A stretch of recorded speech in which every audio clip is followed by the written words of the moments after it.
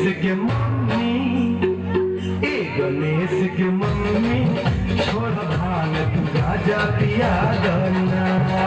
ए गणेश के पापा हमसे भांग पिसाई ना। नहीं खाए खोआ मेवा नहीं मिसरी मलाई,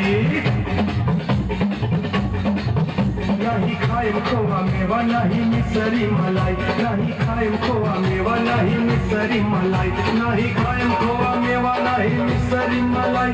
भैया बानी मत पीस के लिया दाना। ए गणेश के मम्मी, ए गणेश के मम्मी, बस पावर भांग खिया दाना। ए गणेश के मम्मी, बस पावर भांग खिया दाना। भैया बड़े भी सबसे बोला दे।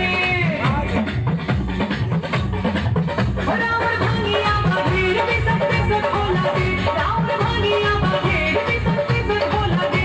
रावण भैया बड़े भी सबसे बोला दे। दुख होला मारी दुख वसहाई ना। ए गणेश के पापा, ए गणेश के पापा हमसे भांग पिसाई ना। ए गणेश के पापा हमसे भांग पिसाई ना। ए गणेश के मम्मी, बस पावर भांग खिया